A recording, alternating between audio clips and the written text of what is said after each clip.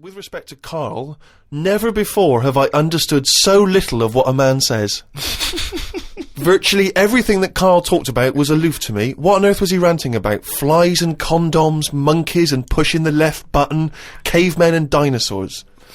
And that's just some of you. I mean, let's be honest, if you are in America, I mean, firstly, the accent is probably a problem. But that is the best write-up we've ever had. Yeah.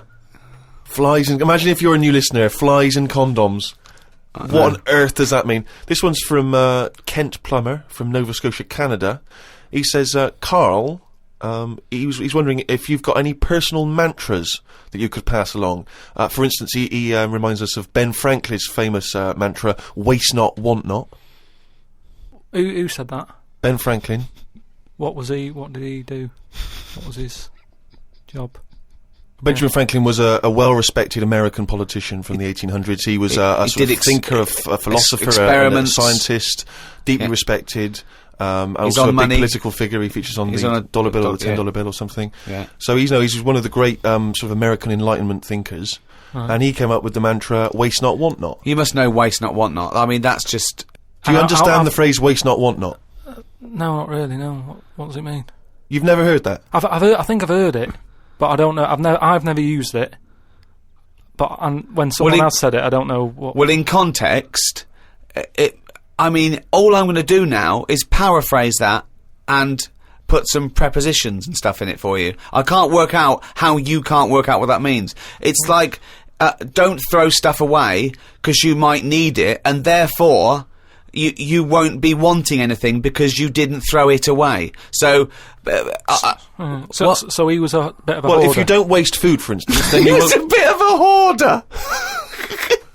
For God's sake. No, but I'm just saying, you know, he's a man in power. Is that the best thing he ever said? No, I'm sure he came up with many, many profound things. Why is that one he did remembered? Experiments in electricity and conducting electricity, all sorts. But that impresses me more, inventing electricity, than someone... He didn't invent electricity. Wait a minute! Didn't impress you more than what? Just saying, waste not, want not. I don't think it's that good. It's not even catchy. What I don't understand is why he was the first person to sort of suggest, look, don't go chucking that out, keep it, you might need it later. He wasn't the first person. Say that again. That is brilliant. Why isn't that catch on? That is amazing that you've just come up with there. That's poetry. How would you word it? I'd just say, whoa, don't be chucking that out, you might need that later. Don't be chucking that out, you might need that later. Karl Pilkington. Whereas some would argue that waste not, want not is perhaps a little bit more pithy, a little bit more... We should go through great sayings and phrases and say if Karl... Well, firstly, does he know what they mean? And then secondly, can he improve them? That would be brilliant. We'll do that next time. Alright, let's see. Okay, Winston Churchill. Never have so few done so much for so many. What do you think of that? Do you know what that means? So he's saying... Well, it's with regard to the Battle of Britain and the pilots that gave their lives. Yeah, I'd just be annoyed if I was one of them who gave a lot for a few or whatever, right? No, gave a lot for so many. If you were one of those few that gave so much for so many, i.e., it means these few good men, their actions freed the world. They freed the world. They have an impact on every person in the world, and they were few brave men, and that's what he's saying. Yeah, but what I'm saying is, if I was one of them men who gave up his life, right, I'd want a name check. I don't want to be bungled in with everyone else who is saying a load of blokes gave their lives, well done and that, see you later. That's brilliant. Did you just say bungled in? Bungled in, yeah. He made up a word! I don't want to be bungled in. You made up a word. See, that's it, you see, we've been looking for it. That's original, that's Karl Pilkington. I don't want to be bungled in. But anyway, we were talking about sayings and that. Right? Stitching time saves 9. Don't. I'm never going to use that. I don't think anyway. Okay. Suzanne. You're never going to understand it fully, are you? Suzanne repairs me stuff anyway. It doesn't really matter. But what about the one? About the one in greenhouses and that? People who live in glass houses shouldn't throw stones. Yeah. What? Does that confuse you? You've never understood that one? No, that's a lot clearer, isn't it? It's sort of saying, don't be chucking stuff about if you're surrounded by glass and what have you. Yeah, but don't forget, it's an analogy, it's a metaphor, it's not to be taken literally. It's not really just talking to people who live in glass houses. It's saying... Hang on, sorry, before you say that, Rick, I'm intrigued to know if he's fully got to grips with this. Okay. Just give us your explanation again of what you'd take that to mean. Well, just don't be chucking stuff about. Maybe. So, well, if that was it, they just say that. No, but that saying's been around a lot longer than we think. That's when people probably did live in basic glass houses and stuff. No, whoa, what they mean now. Who has ever lived in a glass house? So cavemen went from rock to a nice crystal structure, did they? What are you talking about? When did people live in glass houses? What they mean now, when that saying's used now, they mean sort of, plasma tellies, ornaments. No, they don't. They're saying don't chuck stuff about because No, you'll break it. No, it's not about damaging your own property. They don't mean you're inside the glass house throwing rocks inside your own glass house. It's a metaphor. It means don't be having a go at people if you yourself have got more to lose. Do you know what I mean? It means it could be anything. Don't start a war where you could come off bad as well.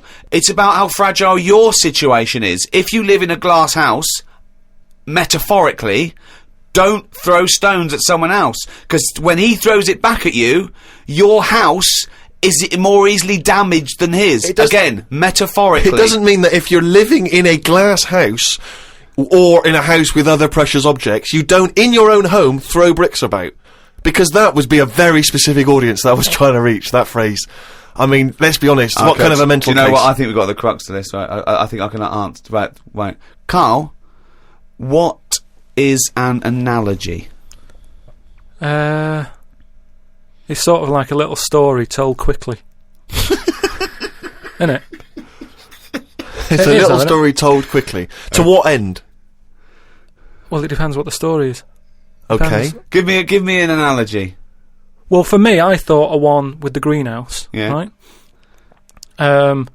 It's a greenhouse. Before it was just a glass house. Yeah. Alright, then a glass house. Okay. Right. What I mean is that glass house is metaphorical.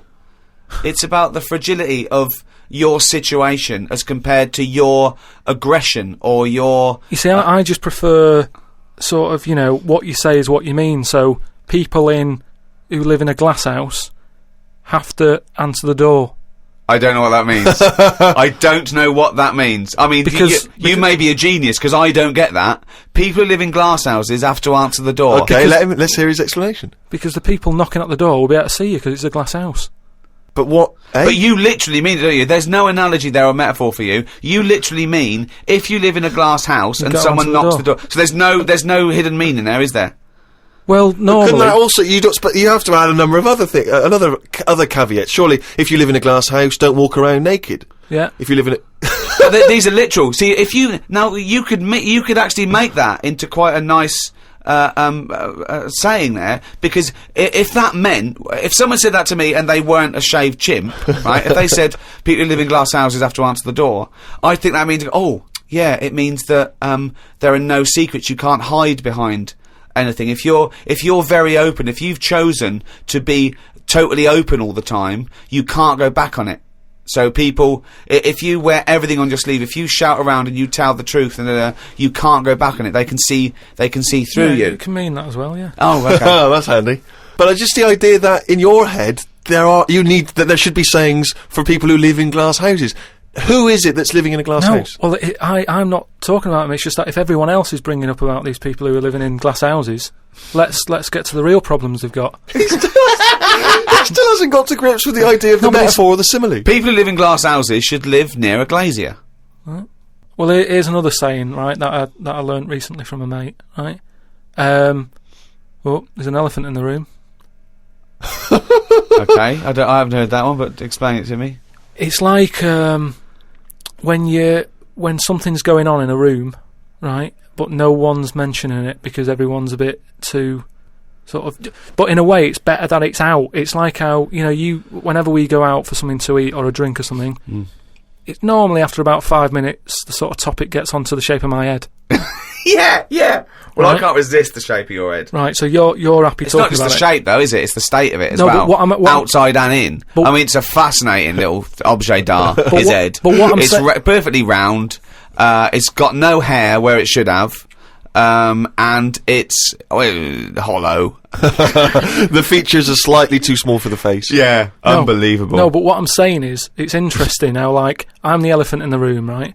Nobody's talking about it. You mention it once, suddenly it's the talk of the town. It's what I mean. Everybody starts joining in, going, well, yeah, it is round, but it does suit you. And these are people who I don't even know sometimes, and they're all dipping in. And that is an elephant in the room. So you don't want people to discuss the shape of your head or the lack of hair? You would feel better, you would feel happier that they didn't mention that? Sometimes I think it's better that it's out there. It's made me a stronger person, though. It's the same way, we were talking about religion and that. Samson Delilah, he got weaker without hair. Whereas with me, I think it's made me stronger. Because, it's almost like it's treated like a disability. Everybody's sort of mentioning it and talking about it. What's it like having a bald head? And, you know what I mean? So it's made me stronger. But would you ever wear a wig? Not really. What was a long wig like Samson?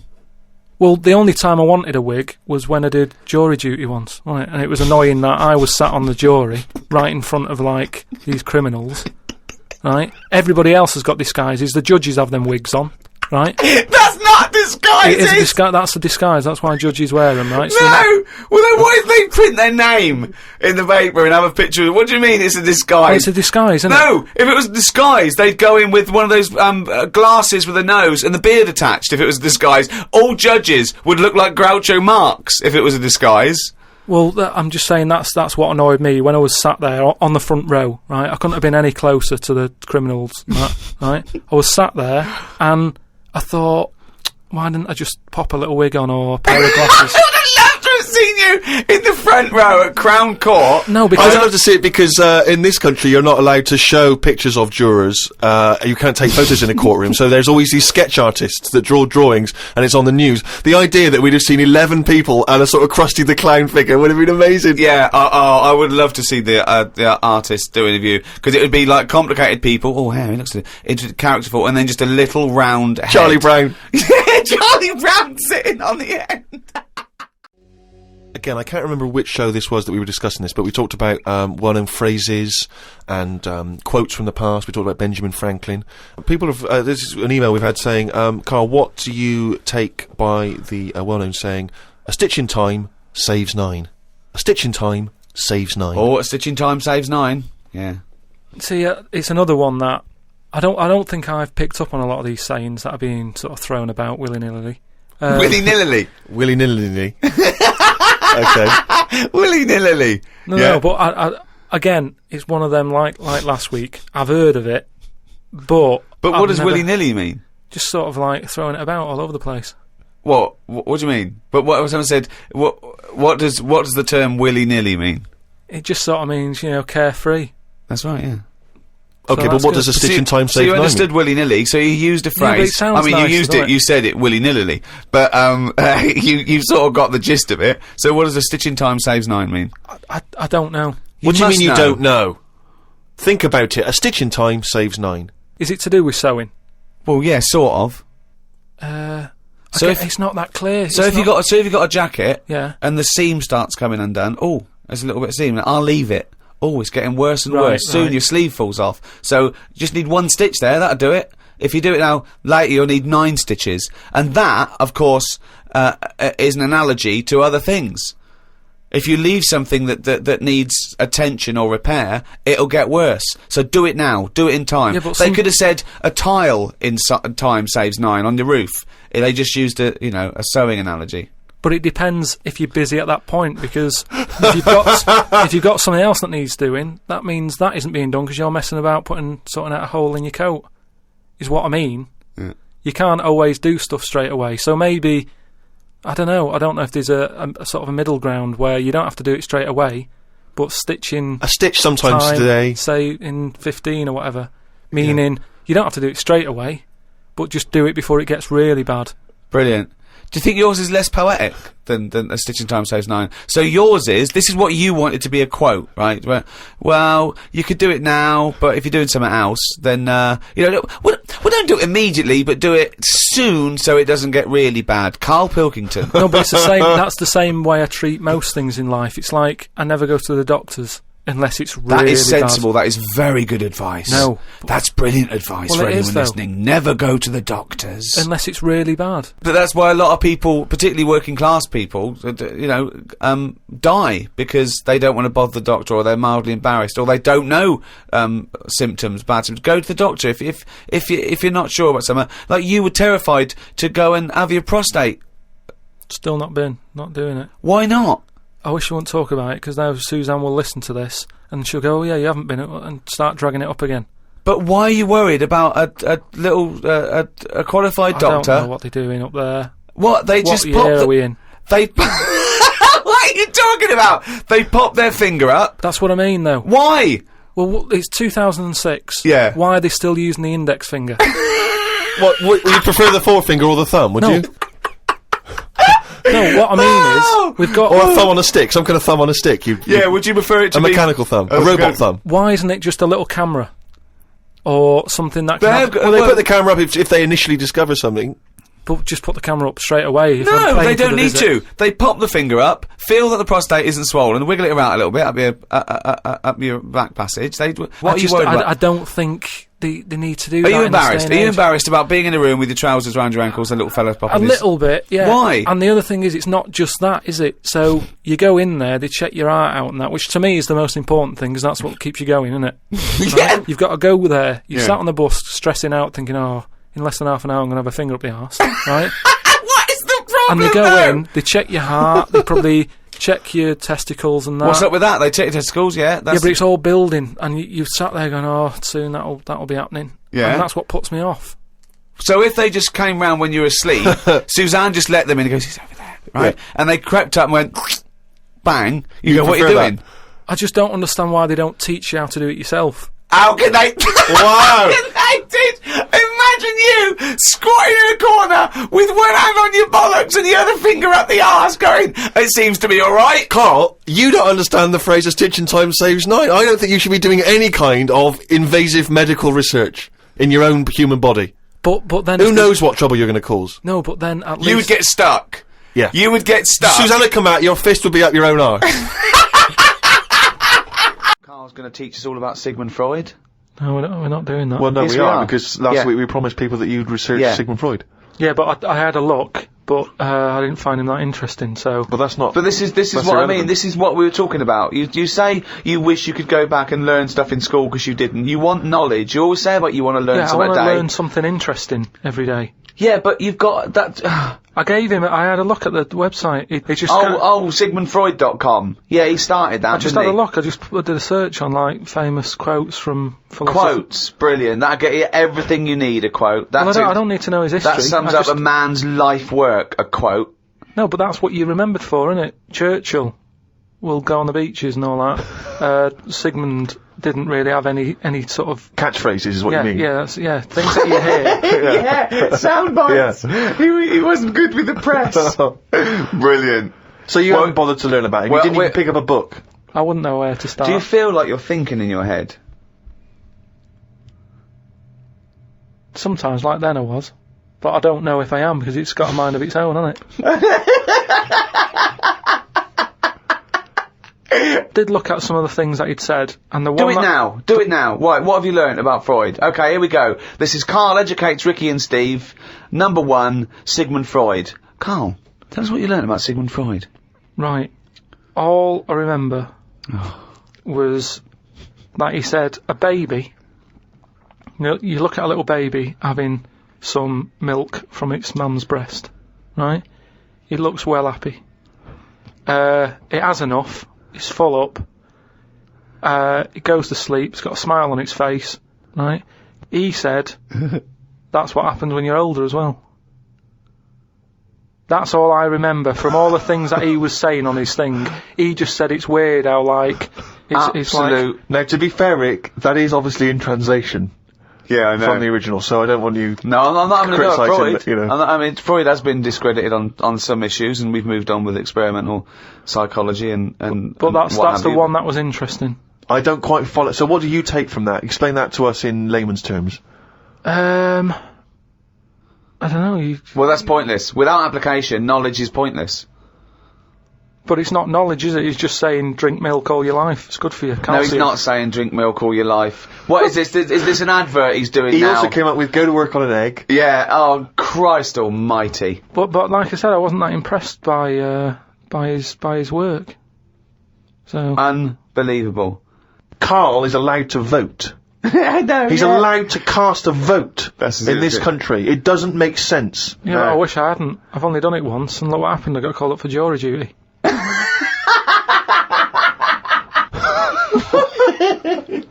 Not doing it again. People do what they do anyway. I think they only let us vote, so we feel like we're having a say in what's going on. But really, it just carries on, doesn't it? I haven't seen a big change. But that's exactly why you vote. No, the Having a best thing say. you can do is look after yourself. Get on with it. Brilliant. Okay, well, I hope that's a quote. I hope someone out there who's, maybe making a dictionary of quotes or an encyclopedia, and they've finished with Freud, they've done Pavlov, he hit a dog on the head with a stick. Next, Karl Pilkington. Karl Pilkington, what did you say about the world? Just get on with it. Well, Brilliant. we're not in charge of it, is what I'm saying. That's nearly as good as let's go to the beach. Winston Churchill. I spoke to my dad about it, and he called up saying, "Oh, I'm sick of we're hearing going to about get this." some quality thinking here. Go on. Go on. No, he was saying about global warming and that. Yeah. He was saying he's sick of hearing about it. Right. Because at the end of the day, that's just the world, innit? We're all getting old, and the world's getting old. That's the end of it. Brilliant. What another amazing quote. Well, it is. What we're trying to do. This is what I'm saying about we don't like people to get old. We're always saying, oh, we can change that face, we can lift your chin up, we can put a wig on you. And Why are it's you the same- so annoyed about people wanting to live a little bit longer? Because enough's enough is what I'm saying. The world's the same. It's just getting old, and it used to have more green on it, but now it's going a bit bald, so it hasn't got as much green. It's got more soil. Treat the world like a head. That's an amazing quote. Treat the world like a head. You've actually come up with one there. I thought of another phrase you could just sitting here talking to you. Flogging a dead horse. Yeah. What do you think that means? Flogging a dead horse. A number of people are still amazed by your complete lack of understanding some of these famous sayings and phrases. So, Well, that's an easy one. Yeah, that's like get a new horse, or No, he hasn't got it. no one's going to buy it No, it doesn't mean that sort of flogging. when you're hitting it. Yeah. right. So what's the point in hitting it? So It's dead anyway, so don't bother hitting it. It's absolutely, not it's feeling pointless. anymore. It's It just means it's a waste of time. Yeah, but it depends what that horse has done to you. No, it doesn't. No, it does. It's that thing, innit, of like if a bear attacked you and you managed to hit it on the head and it went down, you'd go and you'd be annoyed. You'd still have built up aggression. You'd give it an extra clout.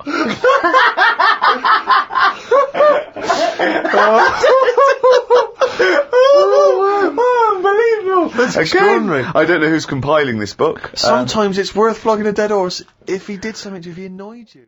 The world's oldest tortoise, a 250-year-old tortoise, died last week. Yeah.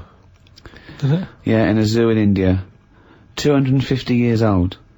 So would that have had that thing that they say about how you get a flashback of your life?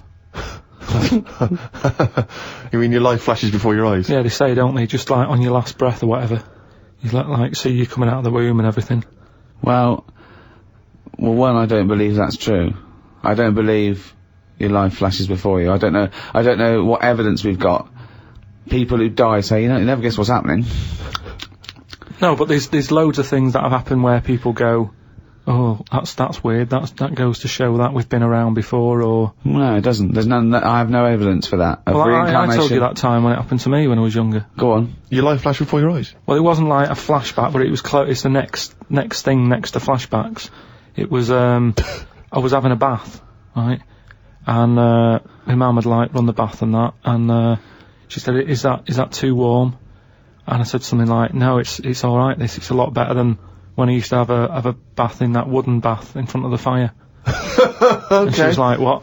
And I said, well, it happened years ago. And she was a bit like, oh. And I can't remember that now, but she talks about it, and, that just goes to show that... Because I was at an age when I wouldn't have known about wooden baths years ago in front of fires. No, but you talk rubbish now. So all you were doing, you were talking rubbish from an early age. Where's the problem? No, but you can only talk rubbish if you're aware of knowledge. Well, I didn't know about wooden baths, so why would I have invented But Carl, that? we've only got your mother's word on this, and she thought you might one day be a doctor. Yeah. So... She put a rock with a feather on it to keep a parrot company. Lest we forget. Yeah, but I'm just saying. Well, it's all bollocks. So have you researched this? You've tried to find out when little Karl Mark I and his wooden bath, when he was No, around? I don't want to go there, because that's when you start digging out all sorts of It's trouble, rubbish. It's rubbish. No, it's not rubbish. Well, it is rubbish. What sort of stuff might There's you no discover? scientific evidence. No, but just like I've said about family trees and that, don't be looking at them, because you're only going to find stuff you don't really want to know about. It's the same as that, innit? Leave it, let it be. Do you know what I mean? If your granddad was Einstein, you'd know about it because your family would be shouting about it. If he was a bad un, you go, oh, keep that quiet. So don't look at family trees, and it's the same. Don't be looking back in your past lives. There's Because no God knows past what you've been up lives. to. Well, Karl and the wooden bath. Proof. If Karl proof be needed. Pilkington, live on air, talking shit again. but this taught us. So if that's... And also, its flashbacks would just be, the same wall. I mean, it basically spent, I don't know how many years, in a cage. It was in the zoo, so, it died of liver failure. Which is a problem if you're a tortoise, because with us, they can cut you open and have a look at the liver. With that, it's going, forget it, we're not getting in there. It's like you when you didn't want the plumbers to knock through the tiles to check out the piping. It's around with the tortoise. If it's a liver, we're not going through that. It's not worth it. If it's your head or your feet, we'll have a look, mate. But we're not looking at internal organs with a giant tortoise. Why not? 'Cause, what do you mean? Well, can't you drill into those things? It is only a shell. That is easier to replace than skin. Carl, I was joking. You can't do a liver operation on a tortoise. Why not? It's got all the same parts, hasn't it? All the same body parts and that. Well, I think that's the point. Well, not really, but yeah, it's But loosely better speaking. ones in a way, because they live longer. So they're doing something right. Aren't Right. they? If they can live 250 odd years, our art can't do that. Right. Which is what I say about our tortoise has got it right in a way, that it's taking its time on everything. We're rushing about, getting stressed out. That's just, getting on with it. It's not rushing. It eats healthy, doesn't it? It eats lettuce and stuff. Yeah. So that's probably doing it right, but to be honest, it's too much. I wouldn't want to live 250 years. Just eating lettuce. Let's not forget that all a tortoise does is eat lettuce. It's not like it's jet skiing weekends and then getting its lettuce on a Monday. That's all it does is eat lettuce. Yeah. And that appeals to you, does it? No, I'm just saying that it must be doing something right, though, Of course it's doing something right. because it's living 250 years. But all animals do something right, however long they live. Mayflies live a day, but they're doing something right. Well, they're not, are they? They haven't got a chance to learn how to do it right, and then they're dead. It's, that's from one extreme to another, isn't it? That just seems a bit mental to me, that living a day. I wouldn't bother, so forget it. Could you be bothered? You don't, just as you get to know someone. Yeah, another mayfly. Yeah, but I'm just saying, if we had that, if that's how we lived our lives, you wouldn't have a chance to make a mark or anything, would you? It's just... Would you try and pack a lot in that day? Disneyland, whatever. No, I'd prefer to make it miserable so I don't miss it, if you know what I mean. But I was thinking the other day about, your body and everything, because it is amazing, isn't it? How it works. Oh, yeah. Does the brain control you, or are you controlling the brain? I don't know if I'm in charge of mine. Nor do I, There's Carl. a surprise. Nor do I, Carl. No, do you know what I mean, though, by that? Does the brain control you, or do you control the brain? Don't you ever sort of think sometimes, say if you're making... But 'cause you I are was the making, brain. No, but I was making a shopping list, right? Going, right, I need some rice, kidney beans, and I thought I had everything, and I sort of was rolling up the paper, and then something went, oh, an onion. Your brain did Something that. went an onion. Was it Suzanne? No, well, my brain sort of went, you forgot something. Yeah. I didn't think I'd forgot. I was No, putting you that- are your brain. No, but don't you understand? My brain was I was in control of my brain when I was writing down rice and kidney beans. But you're not in charge of the onion. That's another part of the brain that's in charge of the onion. The onion sector. No, but I'd put the paper away, putting my coat on, ready to go and get the rice. Yes, but your onion lobe kicked in. What, so you put the paper in your pocket, you got the coat on, then you just suddenly hear then from it nowhere, was just like, it was onion. like, yeah, I'm not even thinking about that shopping list. It's in my pocket, I'm thinking, do I need my gloves, it's cold out. Yeah. Suddenly, onion. And it was like, oh yeah, onion, yeah, I had to get the paper out. So what I'm saying is, who's in charge? The brain, the mind, the brain is the... What are you doing? Who's in charge? That's just, you forgot the onion and then you remembered the onion. You must have forgotten things in the past. No, but not like that. Not where, like, it just made me think, that was weird. Who reminded me of that? You did. Yeah, but I'm not... No, you are your brain. It's not like there's you, then there's a brain, then there's an extra one looking down at it, the meta brain, the thing above it. No, but your brain... How does your brain work? You give it information, don't you? Well, it takes... Do you mean you give it information? Well, if I sat in a room with nothing, not feeding it anything, it wouldn't know anything. No, but there's this thing that there's two yous. It's this thing that there's Carl and Carl's brain. Yeah, there's not a duality in this. If you go, come on, now think. That's the brain saying that to itself. It's not, there's not two people in there having an argument come on, brain. And the brain's going, oh, don't you start, I was thinking then. And the other thing's going, brain, onion. And the brain goes, Carl, onion. You are your brain. If you are anything, you are your mind, your brain, your collection of memories, your personality. You're not what you look like. Does that answer your question, Carl? What do you think of then? You were thinking of a tortoise on a skateboard then when I did that last sentence, weren't you? Went home and looked up Freud on the internet. Didn't find him that interesting, so looked at some other philosophers instead. Socrates, Aristotle. Why have you just listed some philosophers? Just to show that I'm learning. Well, that's not learning. That's just learning their names. That's a list. You might as well write 1 to 100. Yeah, but if someone says, oh, what's your favourite philosopher? I'll go, hang on a minute, and I've got them written down. But why, you can't just Wait a minute, I'll go home, get my enormous diary out. Yeah, get a wheelbarrow, bring in my workings, and say one of the names I've written down. And when they say, well, why do you like him? Yeah, why do you just run away. Well, I noticed you put, Socrates first. Why is he your favourite philosopher? You throw the diary at them and leg it.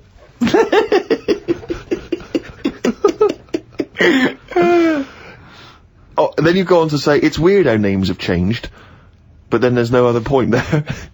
It just is, isn't it? When you think about, like, Socrates, I've never heard that on anyone who I know, is what I mean. It's just, in a way... But you're not Greek, are you? But how did that go about back then? I mean, say if you were phoning someone up and they said, I'm booking a table for 2, they go, name? Socrates. Did he ever go, cheers? Without going, can you spell that for me? But I don't know what else point you're making. I'm just saying it's a name that's awkward. You're always going to have to go, can you spell that for me? You go, and it's not just him. Look at all them other names that are on that list. But they're from a different country. And a different era. Yeah, I know, but the names, I've been to Rome and stuff, and you sort of go... What, ancient Rome? Just Rome. It hasn't changed, has it? Rome, so it can be ancient Rome or Rome in 2006. It's the same buildings. Oh, I used to love Nero going around on his Fiat Punto. Lao Tzu from years ago came up with some good stuff. 1, he who knows does not speak. He who speaks does not know. Not entirely true. To lead people, walk behind them. Yeah. And of course, the journey of 1,000 miles begins with 1 step. Yeah, did that. Just favourites. Maybe this is why people are at the start line spectating at the Commonwealth Games. Well, no, it's just that I've never understood why in Olympics and stuff like that, if you're going to watch, don't stand around the start line, go to the end, where you see the winner. But because of that saying, it actually makes sense, doesn't it? It's like, well, every step starts with a step, or whatever. Say again? Every race, you've got to start with a step. Yeah. So, which is, who am I talking to now, you or your brain? Well, I was thinking about it a bit, so I think I was in control of it a bit more. So, and what have you come up with? Just, if you want to stay at the start line, do. What does that mean? I'm just saying, if you're into, I wouldn't watch a race. right? Okay. But Is this you or your brain I'm talking to now? this is me. Okay. I wouldn't watch. Are you gonna bring the brain into it, or is it? There's no. I don't know. Let's just see what happens. Okay. But all I'm saying is, Right. if I was to watch a race, Yeah. I wouldn't hang about the start line because. Well, you just said you would. What did I? Yeah, you said that's the place to start because every race starts with a step. No, but I wouldn't normally. Right. I Okay. won't watch any The race. brain definitely hasn't been used No, yet. is this you or your brain you're talking about now? I'm just saying about me. If I was on holiday Yeah. and Suzanne said there's a race going on down the road, Yeah. I'd go, well, let's go, keep going down the road and stand at the finish line. Okay, but now what have according you to thought? Lazoo, Yeah. I'd say, well, hang on a minute. Every race starts with a single step. Yeah. How many people around the start line? Is there more room there? She goes, yeah. I'll go, let's go there then. It's less busy. Right. And what would you see there then? I'd see people starting the race, but I wouldn't be that impressed with them because I'd go, well, I don't know if any of these are any good. So would you start at the start or the end then? If it was down to me, I'd just probably stay at the finish line. Okay. So you wouldn't want to see the first step then. So what Not do you think of Lazoo now then? It's not what, but I wrote down 3 of his. That one isn't my favourite. That was the 3rd. I preferred the leading people from behind. Okay. And what would you do to lead someone now then? Well, if you're behind, you don't have to take responsibility, do you? You can go, well, I didn't send you here. You went there. That's not really leading them, though, is it? Yeah, because I've made them think. I've gone, they go, oh, I've just walked into a big hole. I'd go, oh, should have been looking where you're going. I haven't led them in that hole, but they've learnt a lesson. They won't go in a hole again. That was one of the greatest conversations I've ever been a part of. I mean, that was incredible. Never mind Aristotle and Socrates. That was incredible, that. If someone's out there, could they make a transcript of that? Because I think that, you know, in 1,000 years' time, that'd be amazing. That was incredible, Carl. And not once was the brain used. You know, like the monkeys peeling potatoes. Right. That's never happened. They go and put nuts in the salt water to salt the nut. Whatever. How does that get to peeling potatoes? But Because in your head, they were working in a canteen. Making chips. Yeah, definitely, yeah. It doesn't matter what the food is. I'm just saying how they know how to sort of prepare I that love food. the fact that you don't care what the fact is. When you're discussing facts, that's all that matters. Otherwise, on Mastermind, they just go, who wrote Much Ado About Nothing? Dickens? Yeah, close enough, whatever, someone did. The fact is what matters. Yeah, but with that question, that's got a straightforward answer. What I'm telling you is the way that animals work. If it's a potato or a nut, it's a foodage.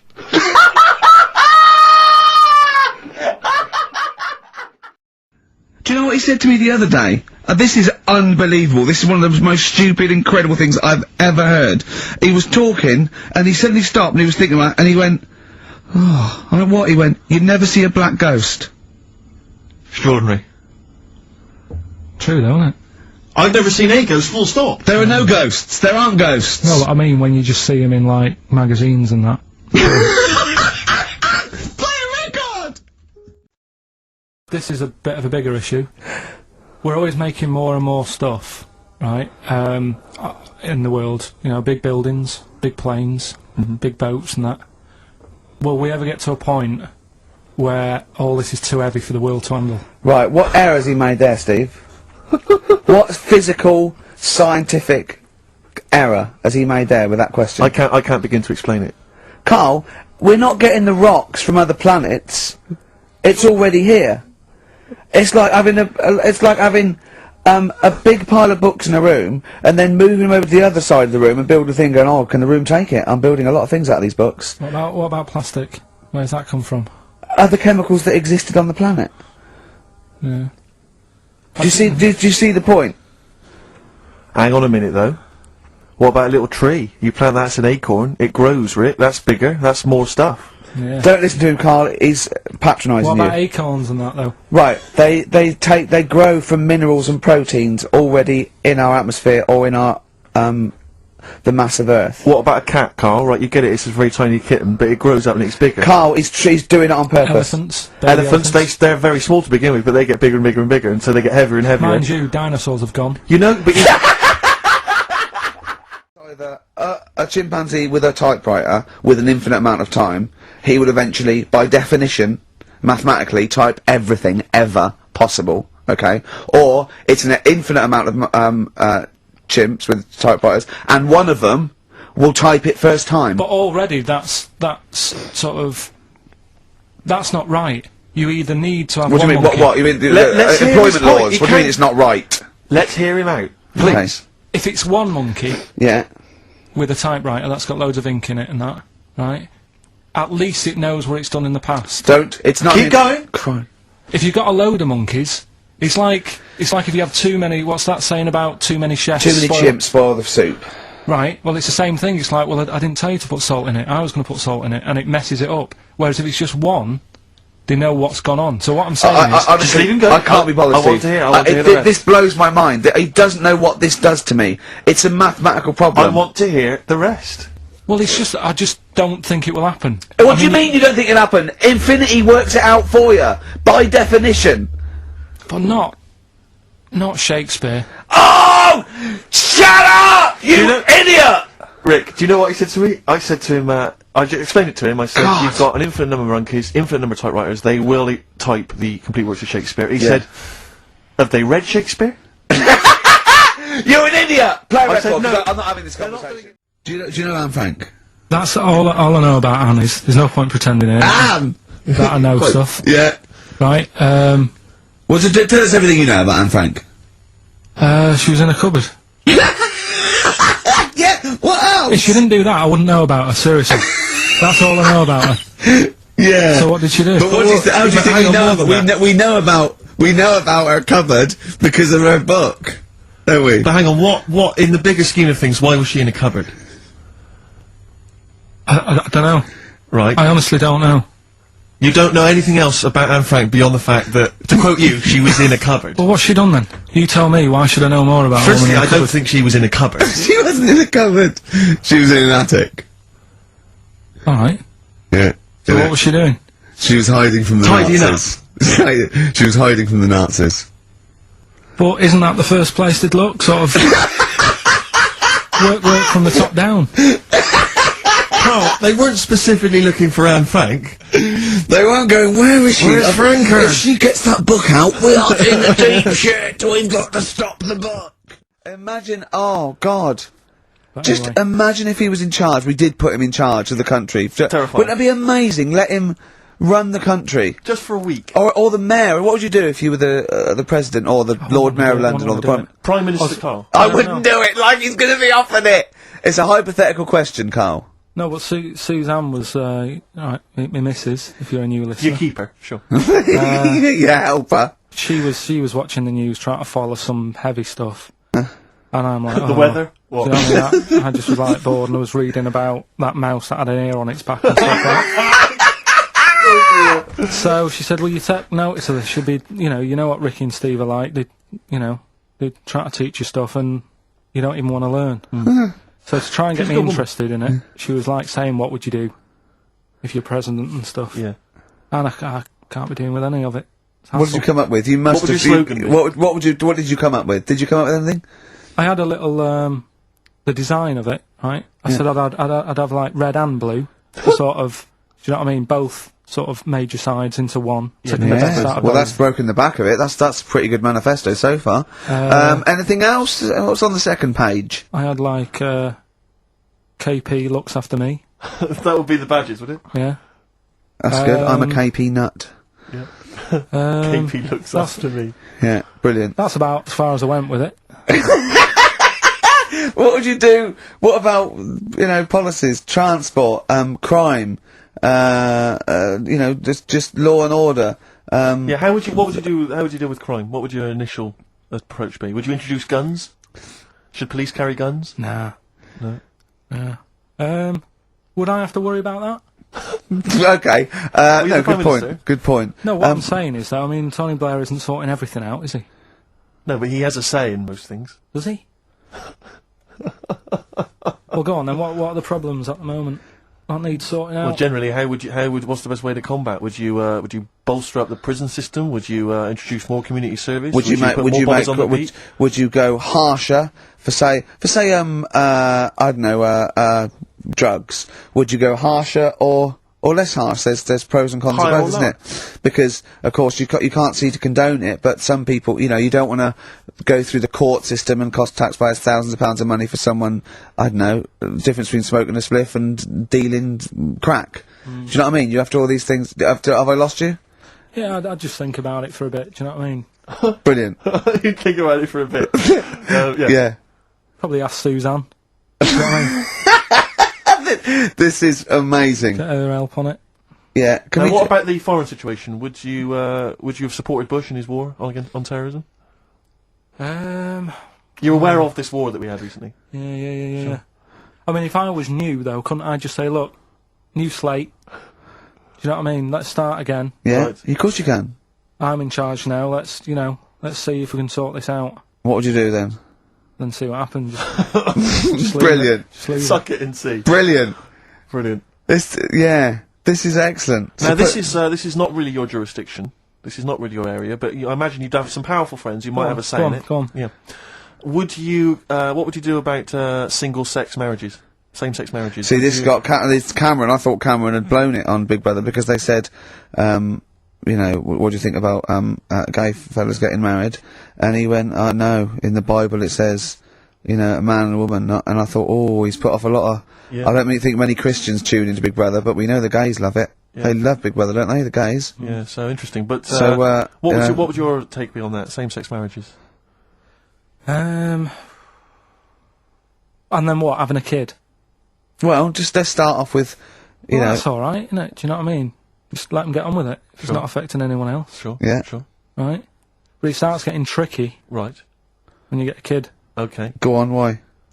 Well, it's just tricky, innit? Do you know what I mean? Well, yeah, you could be right. I'm not giving any. I mean, you know, we're not. There's no right or wrong It's answer. all right if you were if you lived in the jungle, right, with no one else, Yeah. right, and you just had these two fellas, right, Yeah. looking after you, but because you got no one else looking in on that, saying, "Oh, you're a bit weird, aren't you?" Do you know what I mean? But Right. as soon as you come So, to, why have they got married? Do you think that gay people turn to a bloke because they couldn't get a woman? If there's two fellas go away and they're in the jungle, they go, "We're definitely not going to find a woman here. We might as well bum." That's not how homosexuality starts. People don't. it makes don't- you wonder. If, No, it does make you wonder. Gays don't go, "Well, I'll tell you what, I haven't seen a woman I fancy yet. I'll try a bit of knob." No. But what I'm saying is, right, if you're brought up in like a little jungle, right, Yeah. you How are wonder- you brought up? Someone just puts you there. I don't Let know him what. explain. I don't know I what can't this be is bothered, about. Steve. I can't be bothered. Go running on, the mate. I'm country. listening. I'm fascinated. I can't be bothered running the country. Like, I'm too much trouble for you. KP takes care of me. All right, then, fair yeah, enough. What okay. I'm saying is, right, if you're brought up in a jungle, Right. right, What on your do you own- mean brought up? Just let him finish. What does he mean You brought- understand brought what up, I mean? though? Like Tarzan. You've got to tell me what you mean by brought up. Wolves, chimps. What? Right, well, there's a good example of what I'm saying to you. Right. Right, what I'm saying is, there's a fella, right, he's brought up in the jungle. Shut up. Just let him finish. Let him finish. There's no women about, he doesn't know about women, he doesn't understand what women are, Right. right? But another fella walks in the scene, Yeah. and he gets pally with him. What does he talk about? Then they've both got needs. This scenario is ridiculous. How has he lived? Or do you know what's his reference I points? can't be bothered with this. Honestly, Saturday should be, day off and that, not worrying me about problems. So, there we go. Karl as president. He's still confused, aren't you, Karl? Just a little bit, sort of amazed Yeah. by the body. Yeah. You're Just in awe the- of it, aren't you? Just the way, I'm amazed how two people can buy a baby on the internet for £3,000 and not realise it's a chimp till it goes to school. no, but seriously, what we're, talking about there during Elbow and Fallen Angel, we were talking about that I think Yeah. if you're locked up, well, not locked up in a room, you've got a normal life, except there's no women in it, Yeah. right? But how would that happen? What would this point of reference be? How would you bring Right, up hang a on a minute, person can I just ask and you something totally now? go on? How can infinite monkeys and a typewriter? Right, again, I've told it before, right? That is not, you don't actually have to test that model. It's basically a model for that explains the nature of infinity. Okay? Yeah, but I've told you before. it works because of the definition of infinity. There's nowhere in the world you'll ever be able to get an infinite amount of monkeys and typewriters to But anyway, all I'm saying is, I think if you don't know about women, would you crave for a woman, even though you don't know her around? when you hit sort of puberty, your hormones will kick in and you'd start getting urges. But for what? If you don't know about it? You don't have to know about it. You don't, if you grew up and you started feeling hunger, you wouldn't go, I wonder what that is. You'd go, get me a sandwich, I'm starving. It's different though, it's different. But I'm not, but we're not saying it's all hardwired, or people can't change their natural state. We do it all the time. We fight nature all the time with conditioning. Body is weird, isn't it? Yeah, well that's that one. I'll tick that. It's weird, isn't it? No, the body is. There was something. Yeah. Did you read that thing the other week about man with two penises? No. We don't need that. We don't need that. Lawyer who got in office realised he was actually an orangutan, and they just shaved him and put a suit on him from Hugo Boss. And the funny thing is, he won the case, and the judge said, "Well, don't send him back to jungle. Let him set off on his own. Bodge, wibble, and podge." You'd make the best judge in the world. No, there was a fella. Here's a banana. Hang on. Here's something I've learnt, remember? Go on. Back to, like, show 4 or whatever. Go on.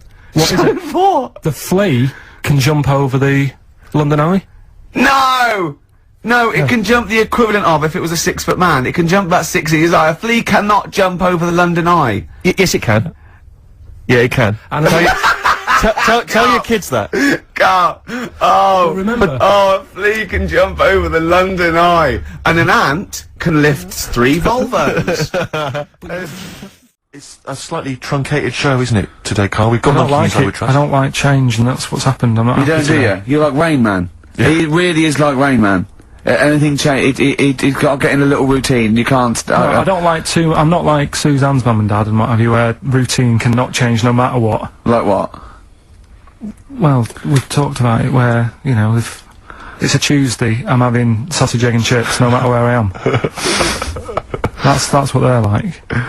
Right. That's what they'll remember, actually. When I'm saying about stuff about Live 8 and all that, you know, people will remember. If people said to a dad, you know, you remember Live 8? Okay, what day was it on? Tuesday, well I had sausage, egg and chips. Nothing changes. But the thing is, today, normally we have a bit of a, you know, I know what we're doing where and all that, and it's all sort of messed up. We don't usually know what we're doing where. We say, what should we do next? No, You go, but what? I know, like, Rockbusters has been done early, Right. so that's normally done at Because that's about really 5 throwing you. I minutes. say, uh-oh. I just I don't like all this change and that, it's messing about, innit? Rain Man.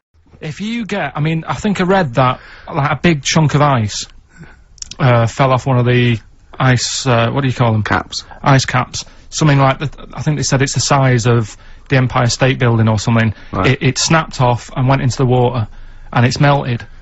And they say, oh, it's bad news, you know, that something that size is melting. But the way I look at it, if something that size falls into the water, it's like a big ice cube, and it's gonna freeze it up again. You with me? Not really, Carl. Go on. Right, you get a giant ice cube, Yeah. the size of the Empire State Building, Yeah. stick it in the water, Yeah. it's gonna make, it's gonna stick back on again, isn't it? Well, It's no, gonna stick back only on if again. it freezes up again. Yeah, well, mean it will it's gonna freeze up, the well, it water's gonna won't, get but- cold again, because you've just put a giant ice cube in the water. So when you put an ice cube in a drink, the drink doesn't freeze, does it? No, the because ice it's not melts. like, if you put one the size of an Empire State Building in your glass of Jack Daniels, it's gonna make it freezing. It's not going in a glass of Jack Daniels, it's going in the ocean. I know, but you see, I'm using my fables, imaginary world. Use your brain instead. What is your favourite word? Don't think I've got a favourite, because you only use them when you need to, don't you? I don't just go about saying the same word. So, Well, alright. yeah, it's not my favourite, it's just that it does the job. It does the necessary job for that time, doesn't it? It's like, how are you? I'm alright. It's a greeting. What about, I think serendipity was voted England's favourite word. Never used it. No, stupid word. Who decided that? Don't know, it was a poll, but I will suggest things. I can't believe people coming up going, favourite word, serendipity. Thanks for asking. So, Yeah, but yeah. the thing is, say if it meant, I'm fed up, would it still be the best word? Is it based on how it sounds and how it's put together, or what it means? I think everything. But then loads of words are being left out on, which are probably brilliant words, and they're not getting a look in. Such as? Well, like that one, fed up. I'm fed up. It sums it up, doesn't it? Well, two, it just sums it up. When someone goes, how are you? You go, I'm fed up, mate. Sick of it. It's another good one.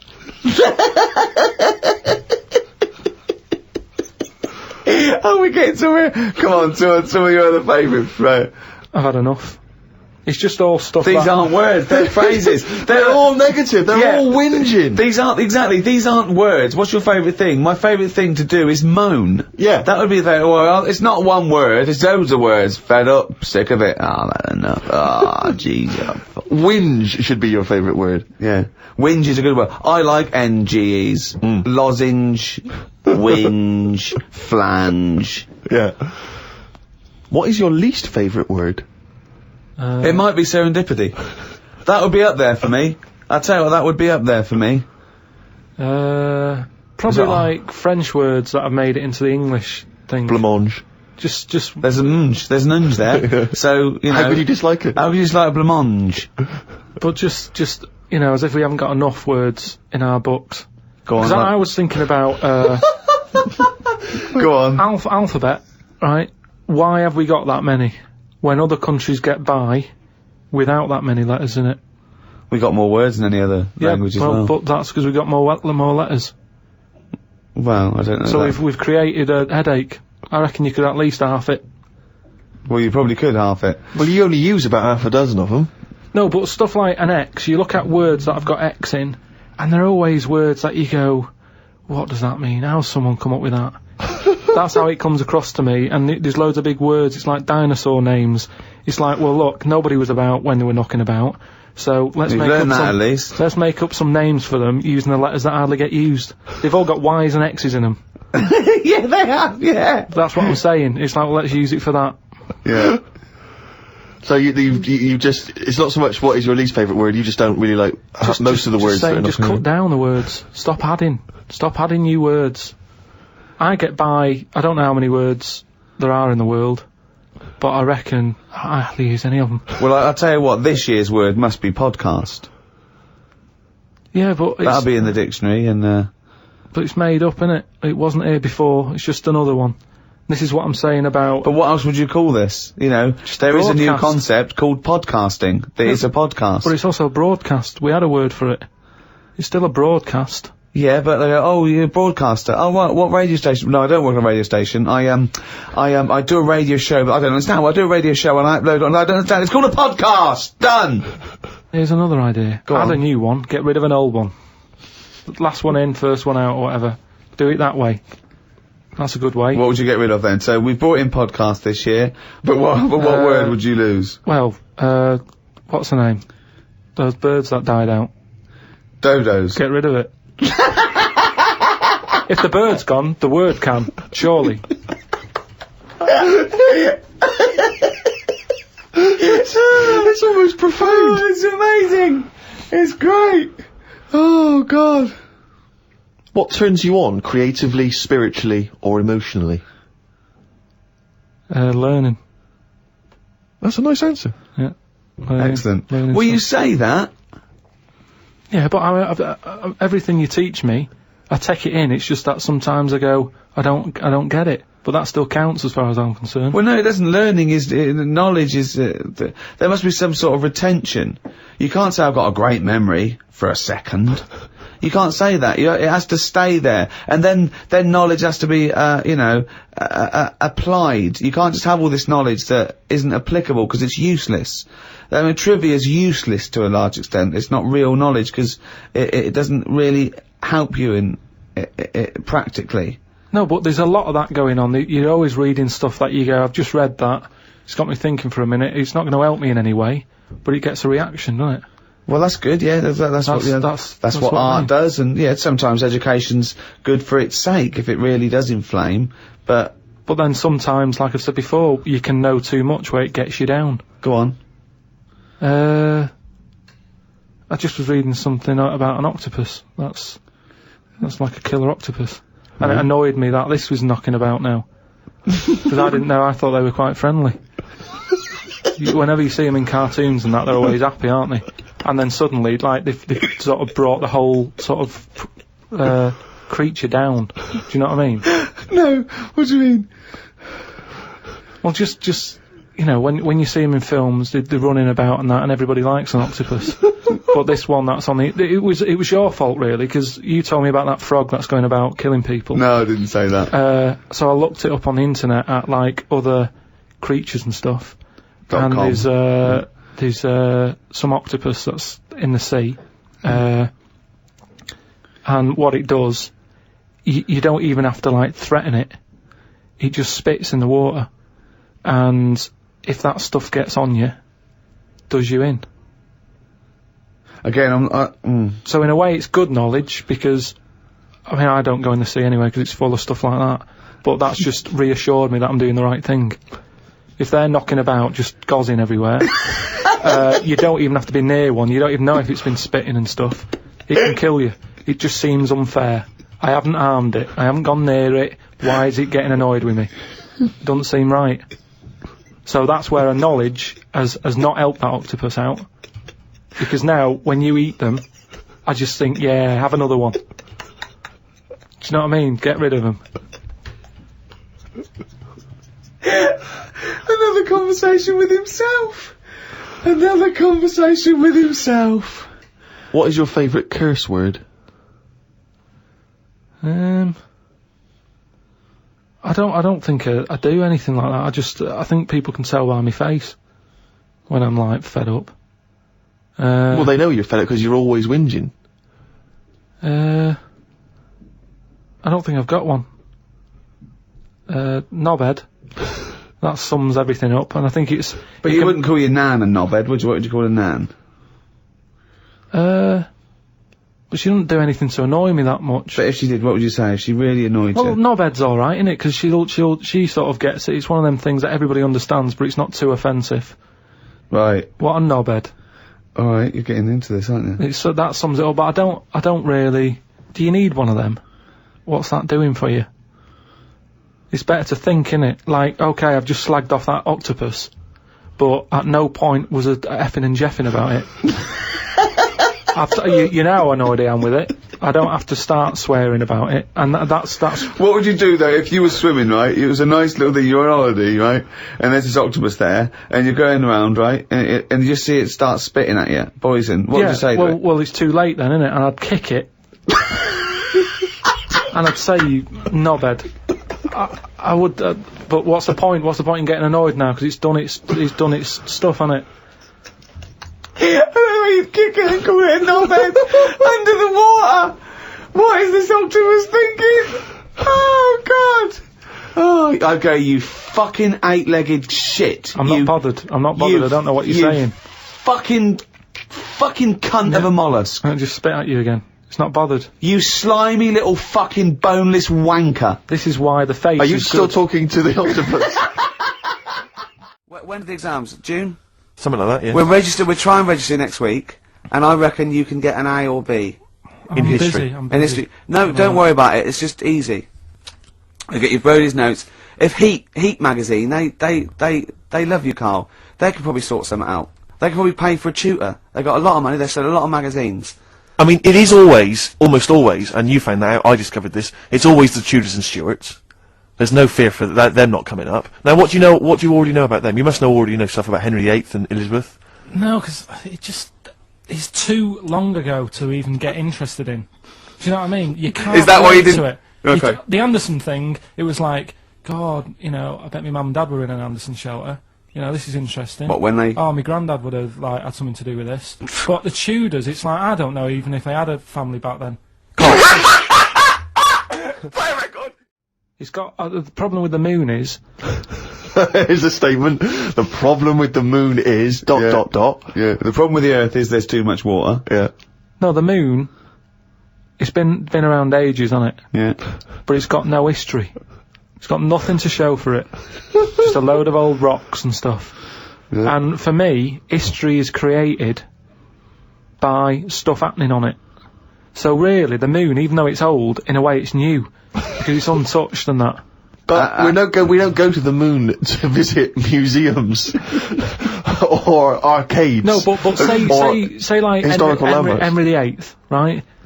You watch Antiques Roadshow or whatever, and some woman goes, "Oh, this plate you've got, this was Henry VIII's," and as you can see the knife marks on it. Oh look, there's some chicken on it, right?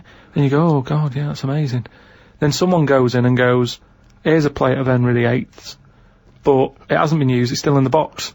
You'd go, "Well, it's not as good, that." It's got no history. No, because very often on the Antiques Roadshow, they have Henry VIII's plate with a bit of chicken on it. They kept that. Don't throw that away. Why? Arthur Negus are like that in a few hundred years' time. No, but do you understand what I'm saying? Things are only good if stuff's happened on it. The moon, you're up there, you're having a look, you're going, no one else has even been here. But you go to the moon for research purposes, for But there's scientific nothing there, research. Steve. This What is do you what mean I'm there's saying. nothing there? They're examining the soil and the Got soil environment here. and the air. It's just a long Well, they're way not to doing go that, are for they? nothing. They're just not doing that. Well, they're not, are they? Because last time they went up, they were playing golf or something. There's golf balls up there that they've been whacking about. What sort of research is that? That's what I'm saying. There's nothing up there, so why else would you go all that way and go, "Oh, nothing here. Fancy a knockabout?"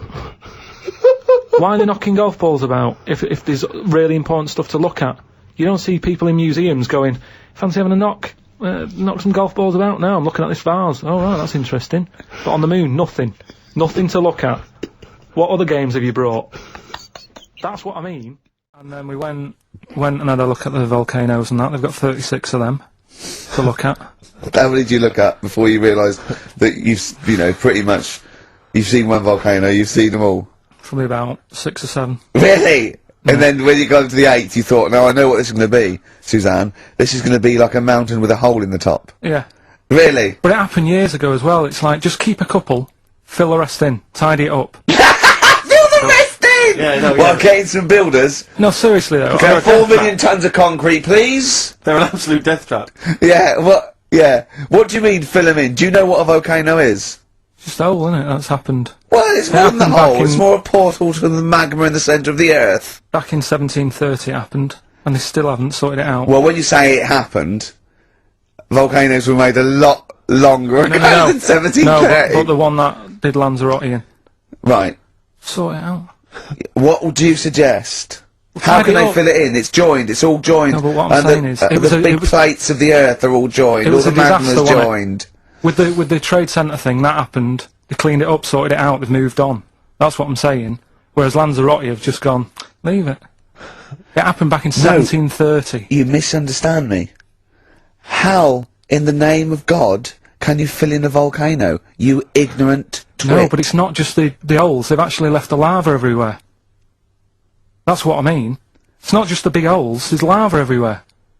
But it's molten rock. They can't just pick it up like they're like a carpet. Put it in the holes are there ready, just push it all in.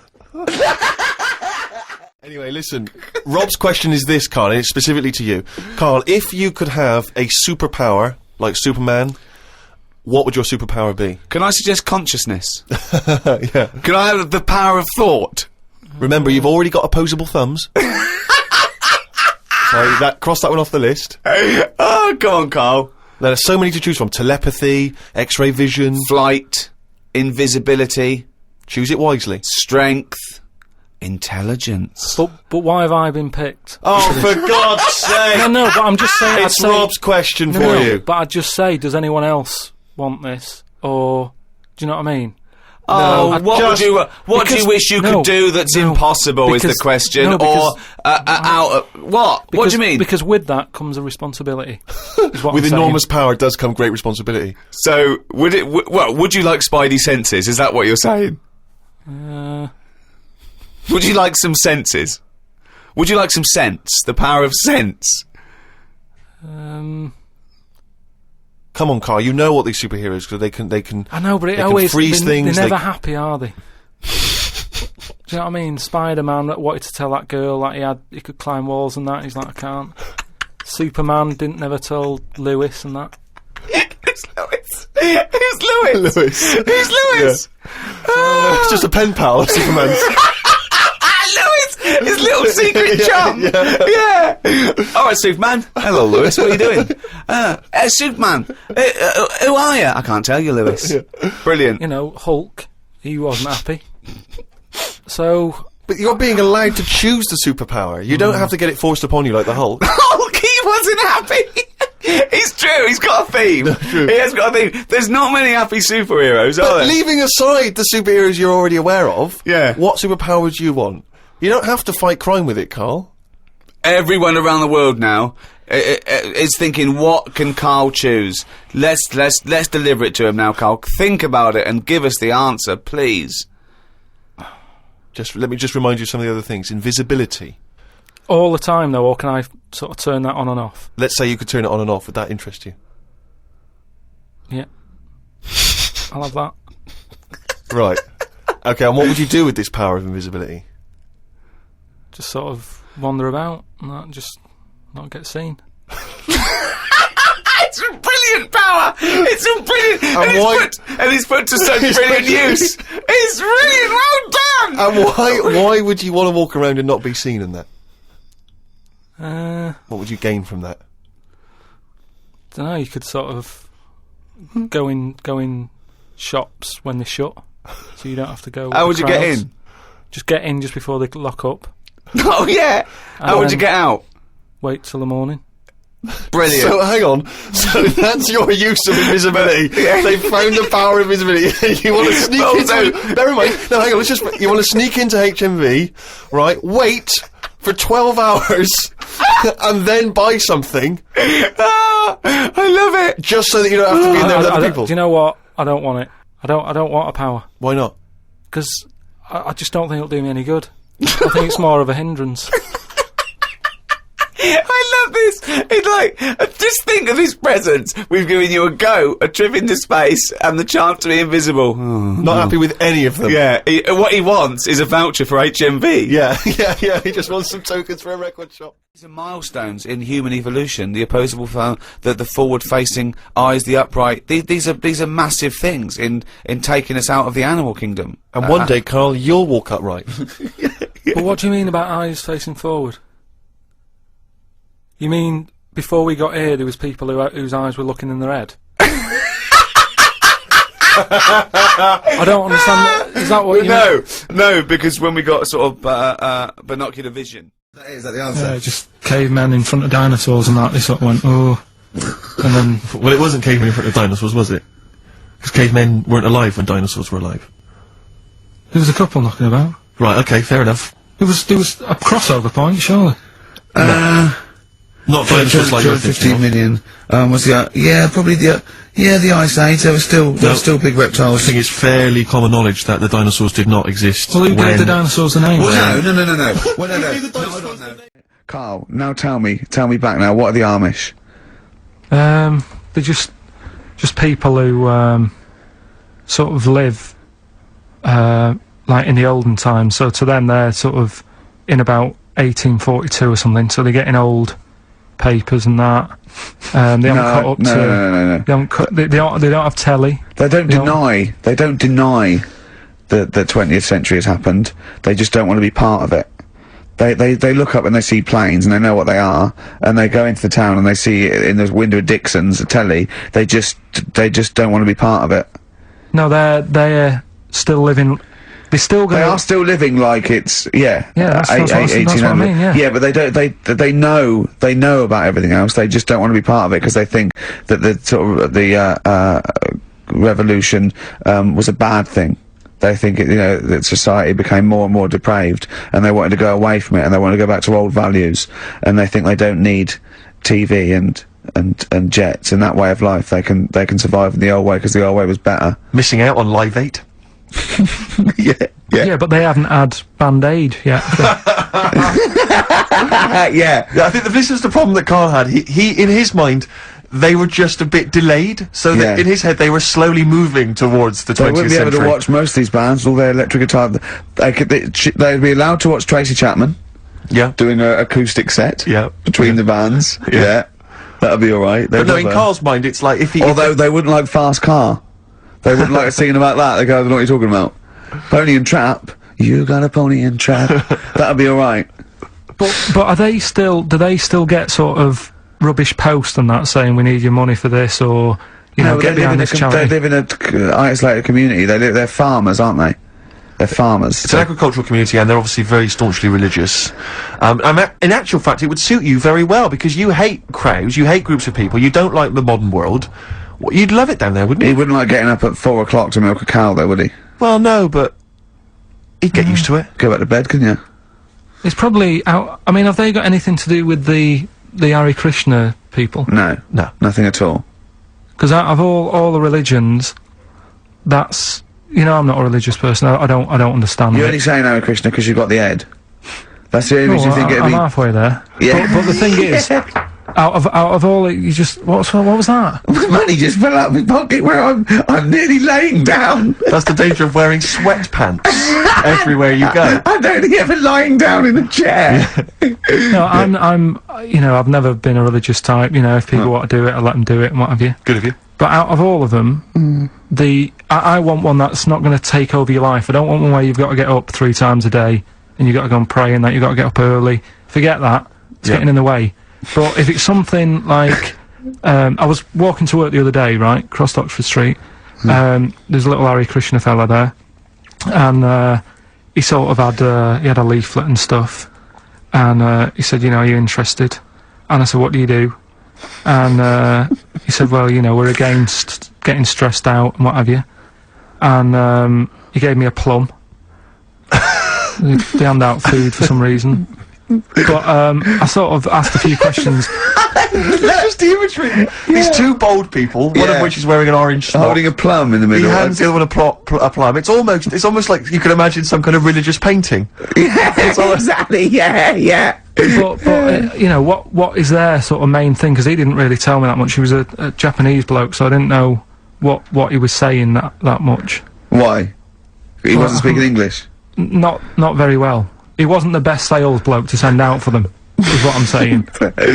Yeah. But what's that? Are they? You're saying they're nothing like? Well, I believe Hare Krishna is a kind of as an offshoot of a sort of Buddhist faith. It is. I think they are Buddhist, aren't they? Yeah, and obviously their kind of trademark, as it were, is that they have to say. I believe they have to say Hare Krishna, Hare Krishna in a certain rhythm, in a certain order, a certain amount of times per day. That's why you see them walking down the street saying Hare Krishna, Hare Krishna, because it's actually a sort of religious chant which they're obliged to do. So you see, even if you go into the Hare Krishna faith, you may find yourself, you know, in Tesco or whatever, forced to say Hare Krishna, Hare Krishna, perhaps out loud, not just thinking it. Yeah, no, out loud. You can put it on an iPod and you couldn't put that on an iPod. No, it doesn't count. No, I think you have to actually say it. So I guess that kind of eats into your social life a little bit. And there's the wearing orange as well. Particularly frustrating, I imagine, if you're in a cinema or a library. A little bit awkward there, you know, midway through. Or Star you Wars, live next door to a bloke called Hare Krishna, who constantly thinks you're calling him. Yeah, that probably. Yeah. So that's in essence. I mean, I don't think we've quite done the Hare Krishna faith its full service there, but so interesting to you. I mean, you got handed a plum. You've been treated well by them. Yeah, well, but he couldn't tell. I just wanted to know how much time it would take up. What are the benefits? You know, what can you do? What can't you do? Well, I think the benefits are they probably don't get stressed out. They've probably got that sort of that zen, that chi-ness about them, where they try and interact and quite meditative. Yeah.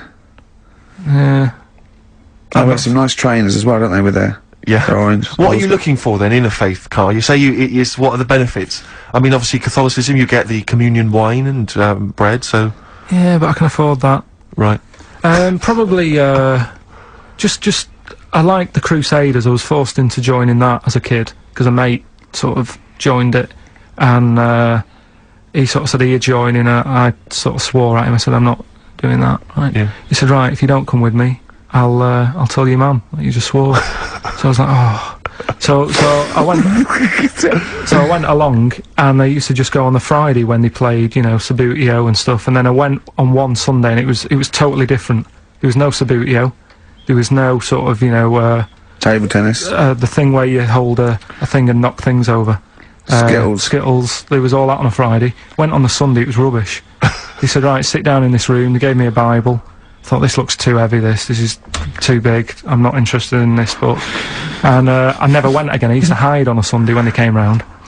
And that's been the only sort of... I suddenly, why did it suddenly turn out to have to hide on a Sunday when they're coming round? Because they wouldn't leave. They wouldn't leave. Who was it? Were they adults? It was sort of a... Well, he seemed like an adult to me at the time, but he was probably about 27. Well, that is an adult. Yeah, but do you know what I mean? He seemed a lot older when I was a kid. Yeah. And he came knocking and that, and he used to say to me, Mum, I'll just tell him I'm ill or something. And he used to hang around to see if I'd eventually come out to play and that. And if I did, I think they would have grabbed me and took me there. I love the idea that for you, religion has to bring with it some kind of gift. It's like, you know, join our faith and you get an alarm clock radio. It's like something like I think religion does bring a gift. Usually, it's the gift of the Lord. Well, the gift of everlasting life, isn't it? And that's the problem with it, you know. A lot of people believe in it because they think... But for Karl, his feeling is like, that should be a given. That's safe. I'm definitely going home with eternal life. But what else can I have? Is there an iPod? You have to have a religion, because obviously I don't have a religion, I don't miss it, and I wouldn't want one.